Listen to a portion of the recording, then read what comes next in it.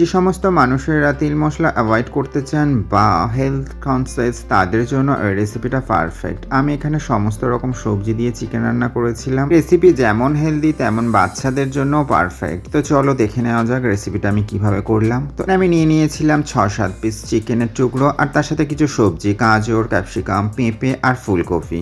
তার সাথে ছিল পেঁয়াজ, কাঁচা লঙ্কা আর ধনেপাতা। তার সাথে আমি নিয়ে নিয়েছিলাম 1 চামচ আদা রসুনের পেস্ট আর একটু ধনে গুঁড়ো।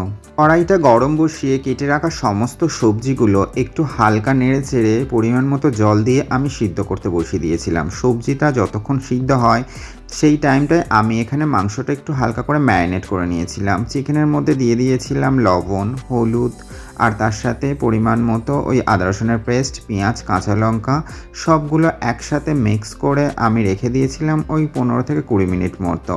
সবজিটা সিদ্ধ হয়ে যাওয়ার পর আমি সবজিটা নামিয়ে নিয়েছিলাম। সবজি সিদ্ধ করা যে জলটা আমি কিন্তু ফেলে দিইনি, ওটা ওর সাথেই রেখে দিয়েছিলাম। কড়াইয়ের মধ্যে পরিমাণ মতো তেল দিয়ে দিয়েছি। পাতা, মেথি, মৌরি, ধনে সবগুলো একসাথে ফোড়ন দিয়ে তার মধ্যে ম্যারিনেট করে রাখা চিকেনগুলো দিয়ে দিয়েছি। তার মতো হলুদ গুঁড়ো আর ধনে গুঁড়ো ছড়িয়ে মাংসটাকে ভালো করে কষিয়ে নিয়েছি। কষানোর সময় মাথায় রাখতে হবে গ্যাসের ফ্লেমটা যেন একদম মিডিয়াম টু লোয়ে থাকে। 5 থেকে 7 মিনিট চিকেনটা কষানোর পর দিয়ে দিতে হবে সিদ্ধ করে রাখা সমস্ত সবজিগুলো।